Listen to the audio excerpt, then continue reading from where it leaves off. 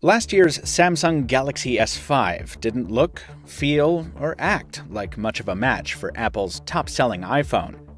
Well, you know what they say. What a difference a year makes. I'm Michael Fisher with Pocket Now, and this is Samsung Galaxy S6 versus Apple iPhone 6, brought to you by Squarespace.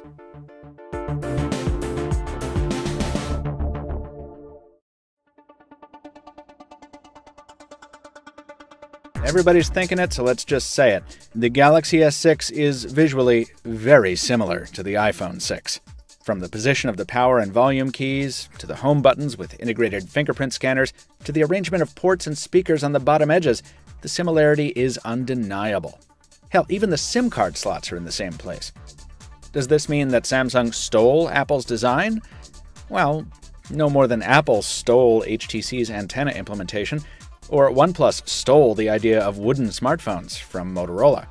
The point is, idea appropriation is rampant in the smartphone world, and in this case, the results are positive for both phones. Whoever copied whom, all these ports and trays feature excellent precision machining, and the buttons offer terrific travel and feedback. When we flip around to the backside, the similarities quickly fade away. The Galaxy's rear cover is dominated by its protruding 16-megapixel optically stabilized camera module and accompanying biosensors, while Apple puts its non-stabilized 8-megapixel camera up in the corner. Also, the iPhone's ventral surface is wraparound aluminum, while the Galaxy's is Gorilla Glass 4.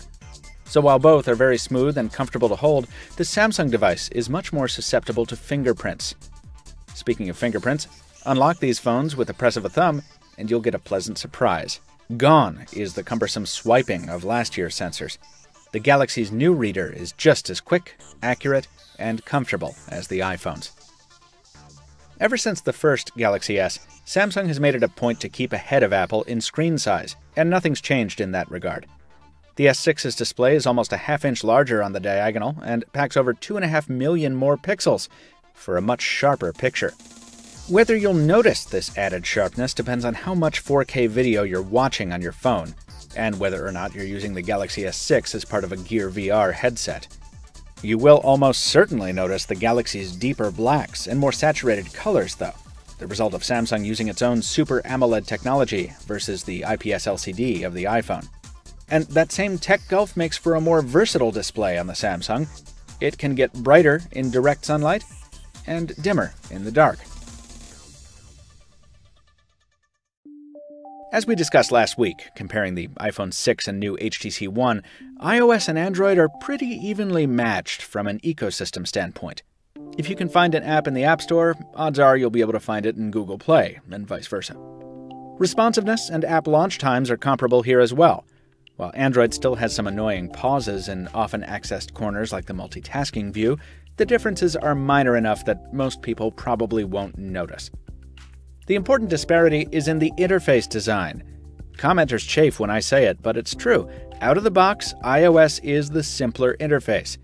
Its grid of icons and folders is simplicity itself. To get back to that grid, you press the phone's only front-mounted button. To mute the ringer, you flip the phone's only switch. Now, you can set Android to emulate Apple's simple look and feel if you want to, but that's not how the Galaxy S6 comes out of the box. Instead, its home screen is dominated by a big clock widget, flanked on the left by a news reader, and on the right by, well, a ton of carrier bloat on the T-Mobile version. Apps are stored in a separate drawer, and in addition to the home key, you've got a dedicated back button and an app switching key.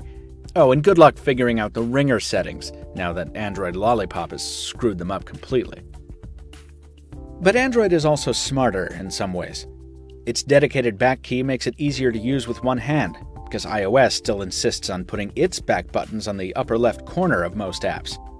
Also, Android is the more customizable OS by far, especially with Samsung's latest improvements to its custom interface. If you don't like the look of your iPhone, you can change the wallpaper, and that's about it.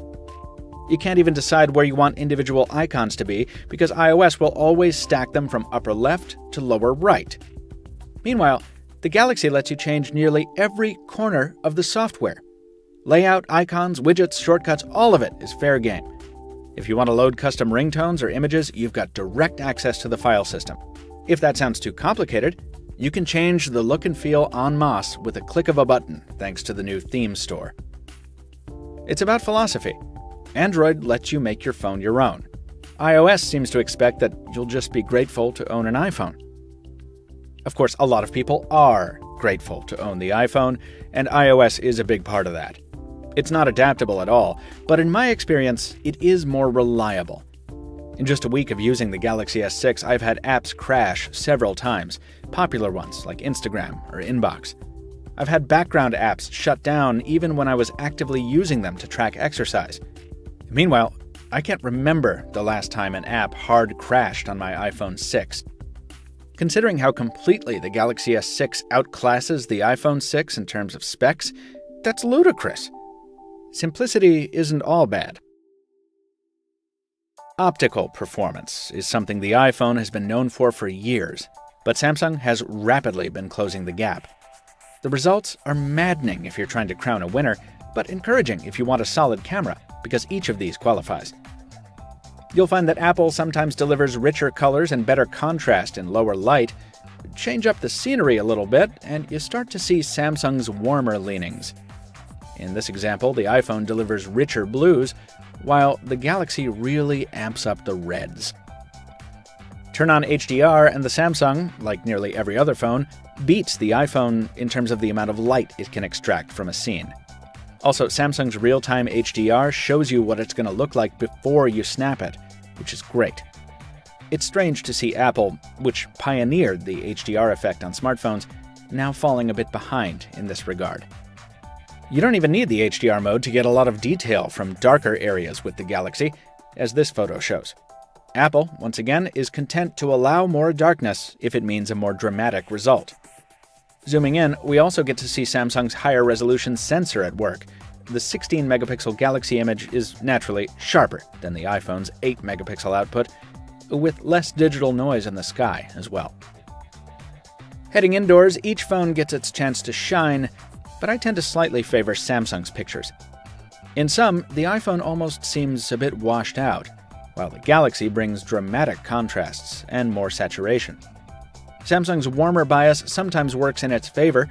In real life, this red room is closer to this orange red than the pinkish hue Apple renders. Yet the Galaxy's tendency to highlight greens and yellows doesn't always make for a better shot, as can be seen in these close-ups. Here, the iPhone is probably closer to reality. And that only gets more true in extreme low light, where the Galaxy's color reproduction gets even further from the mark. You sacrifice a lot to shoot in 60 FPS on the Galaxy, but as you can see, the sacrifice is worth it. The Samsung video is smooth as can be, despite the rapid action, but you can say the same for the iPhone's 60 FPS footage as well. Despite its lack of optical stabilization, it's just as fluid. And as for selfies, well, Samsung's got the wider angle, but Apple's better at brightening faces. So let's just call it a draw. They're both excellent smartphone cameras, and the iPhone carries the added benefit of coming with iMovie right out of the box, so you can easily clip together a quick highlight reel to share with friends. But for my money, the Galaxy S6 camera is the better one overall. Double the resolution, optically stabilized, and with a lightning-fast, dead-simple trigger action, plus bonuses like tracking autofocus, 4K video, and that live HDR preview, it's beyond merely capable. It's excellent. Time for the home stretch. What are these like in the day-to-day? Strikingly similar in a lot of ways.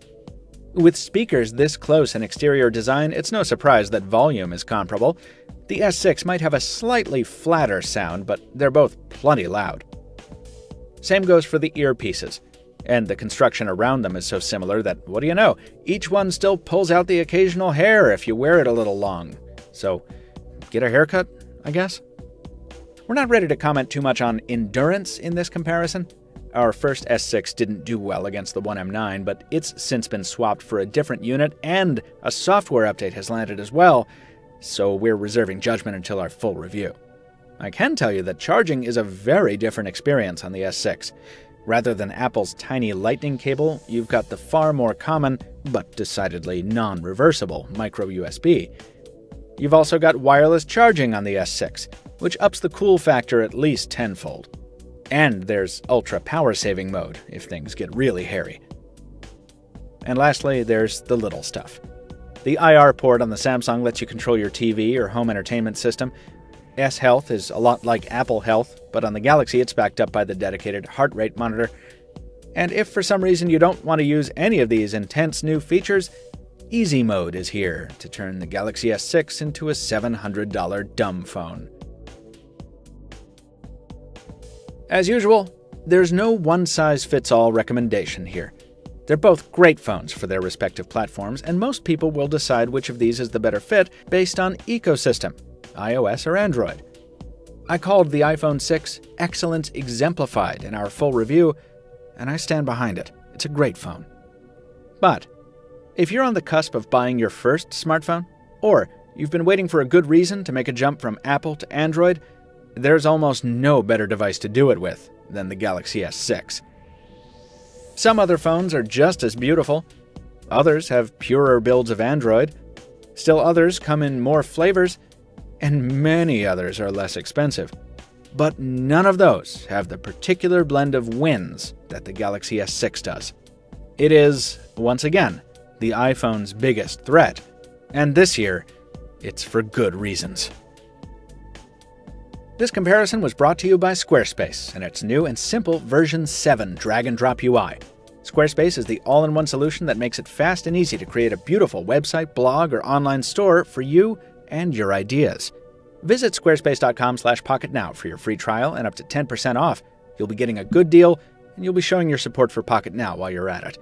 Squarespace. Start here, go anywhere. For more on the iPhone 6, check out our full review at pocketnow.com, which is also where you'll find our full Galaxy S6 review just as soon as we're finished writing it. In the meantime, check out our Galaxy S6 versus HTC One M9 video, subscribe to our channel so you don't miss it, and give this video a thumbs up if you did enjoy it. Till next time, this has been Michael Fisher with Pocket Now, Captain Two Phones on Twitter. Thanks for watching. We'll see you next time.